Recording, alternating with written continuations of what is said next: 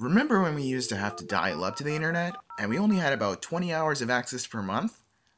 Well, 20 years later, the internet is a technology that's virtually everywhere, thanks to the explosion of Wi-Fi networks.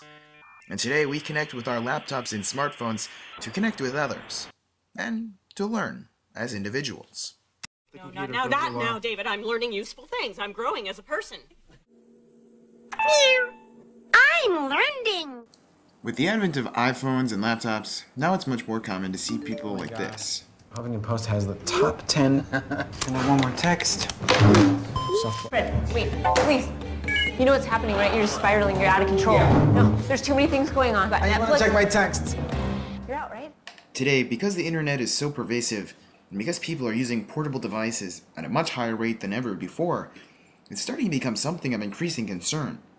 And especially for those with compulsive tendencies, this could even turn into what some have dubbed internet addiction. You're addicted to the internet. No, I'm not. Yes, you are. I've seen this before. I lost 2 friends to this. They were weak. They were weak. I am strong. Oh, it's definitely a real thing, and the researchers of University of Kentucky believe that up to 38% of the population is addicted to the internet. Where's the signal? Look at yourself.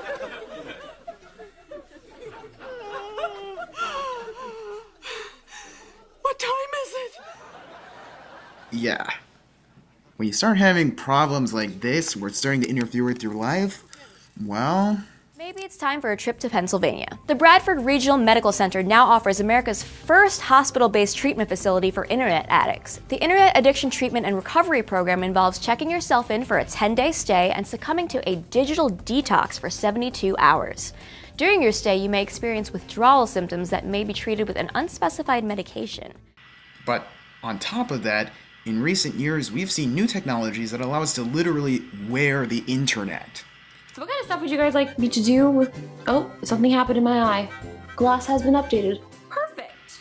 Developments in wearable technologies such as the Google Glass or the iWatch are starting to make us even more distracted because they're blending the offline with the online worlds.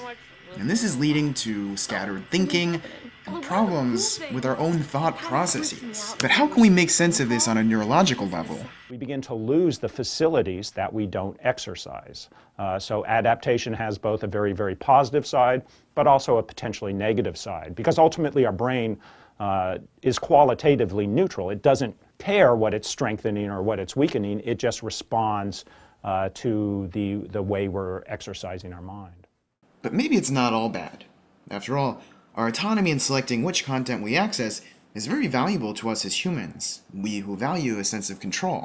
All species have the need to feel safe and secure, and we want to know that our expectations about the world are likely to be met at least much of the time.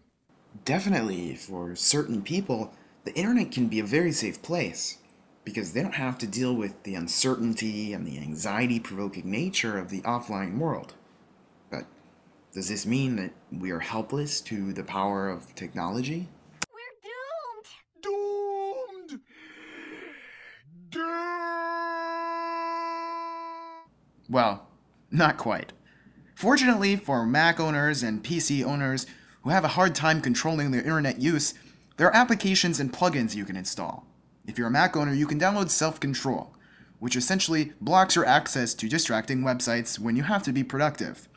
Websites such as Facebook, Gmail, Twitter, YouTube, well, you get the idea. So essentially, you set a timer for the amount of time that you want to block your access. And even if you reset your computer, until the timer runs out, you can't access these pages. So if you're worried about your internet usage, and maybe if it's distracting you from completing assignments, this might be the perfect opportunity for you to control your behavior. So hopefully now you've got a better idea of what internet addiction is. And you've got a simple fix for preventing your time online from spiraling out of control.